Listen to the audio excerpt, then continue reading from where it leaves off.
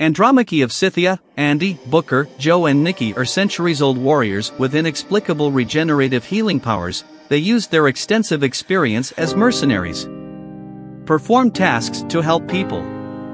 Breaking the rule of never working for the same employer twice, they take a job with former CIA agent James Copley to rescue a group of girls kidnapped in South Sudan. Copley convinces Andy and Booker that the girls will soon be moved by the kidnappers and that if they are, they will never be found again. During the mission that turned out to be a ruse, since there were no hostages, they were ambushed and killed. After quickly recovering and killing the attackers, they realized that Copley had trapped them and filmed their regeneration from afar. Andy now worries that the CIA knows about his team's resilience. She decided to kill Copley. Meanwhile, in Afghanistan, U.S. Marine Niall Freeman cuts his throat while shooting down a military target during a home search, but only recovers without a scratch. She then shares a disturbing dream with the other immortals, who are then warned of her existence, as they dream of new immortals until they are found. Andy is also confused because this is the first immortal discovery in more than 200 years. Andy goes to mine the Nile, while his group goes to a hideout in France to find Copley. Andy tracks down a bewildered Nile and gets him out of Afghanistan before military personnel can transfer him for further testing. Copley shows a video of the ambush to pharmaceutical executive Stephen Merrick, who sends agents, led by Keane, to capture the team. Dr. Meta Kozak is Merrick's director of research and wants to get a sample of his DNA to understand how immortals work. Andy takes Niall to a safe house in France, after Niall tries to escape several times, but eventually accepts that Andy didn't mean to harm him, where she meets the rest of their team. The group shares some about their past and reveals that they're not really immortal. Their healing abilities eventually stopped without warning, which had happened to the undead Lycon before.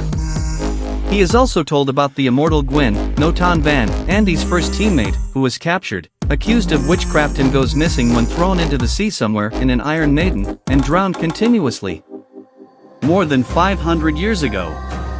The group searched for Gwyn but could not find his location. The party is ambushed by Merrick's forces. Joe and Nikki are captured, and taken to Merrick by Copley by private jet, while the seemingly dead Booker is left behind. While Booker is reincarnated, Andy kills all of their attackers but is wounded and realizes that she cannot heal. Booker locates Copley and Andy launches an attack, while Niall separates from the group to find her family. She says she never had the option of joining the Immortals and does she could empathize with them.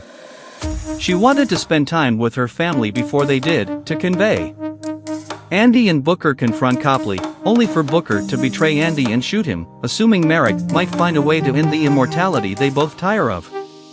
When they were arrested, however, Booker realized that Andy couldn't heal. Copley changed his mind when he saw that Merrick was willing to torture the immortals indefinitely to study them. In addition, Merrick wanted a monopoly on immortal DNA and therefore would never release it to the world. Niall, realizing that Booker had sold out the group, when she checked the gun, she had no ammunition and she knew the gun was delivered by Booker, arrived too late to intervene, but she convinced Copley to help her.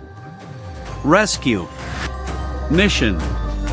Copley says he sold immortals because his wife died of cancer. He thinks he is giving the world a gift by ending suffering. She bursts into Merrick's London office and after freeing the remaining immortals, they fight through the rest of Merrick's security. The whole team protects Andy and doesn't let any bullets hit him. Niall saves Andy from Merrick. Grabbed him and jumped out the window, killing him.